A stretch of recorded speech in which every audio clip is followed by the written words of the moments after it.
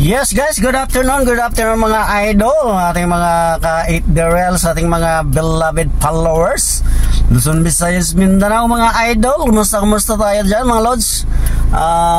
Very heavy rainy day sa ibang lugar, pero dito sa Bacolod, sa awa ng Diyos ay okay naman ang araw dito mga idol. So hindi siya umuulan hanggang maghapon. Okay, sa ibang location sobrang maulan mga idol, lalong-lalo na sa Southern Leyte mga lods. Nagbaha na yung ron ng ilog.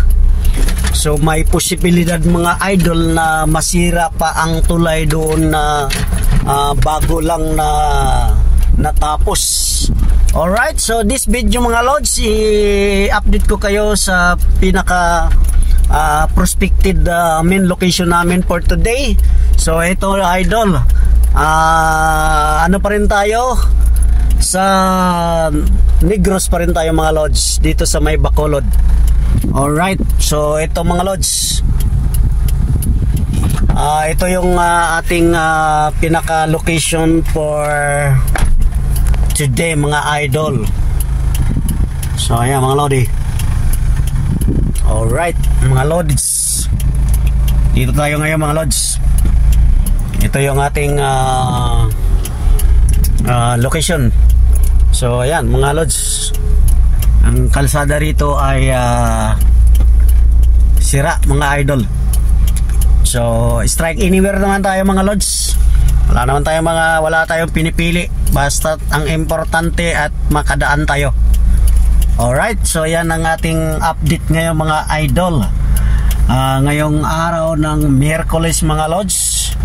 At dito sa Bacolod mga lodi ay medyo mahangin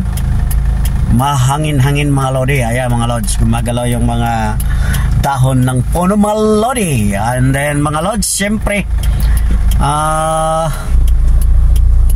hindi siya umuulan, pero hindi rin siya mainit. Alright, so makulimlim mga lodi. Sige mga lods, tayo ay bababa muna mga idol, dahil mayroon tayo. Kaya mga idol, ingat-ingat tayo dyan sa ating mga kababayan dyan, ating mga kabarangay dyan sa Southern Leyte. Right mga idol, ingat tayo dyan.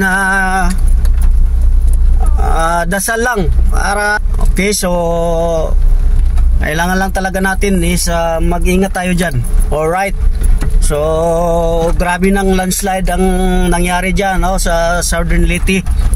Alala doon sa bandang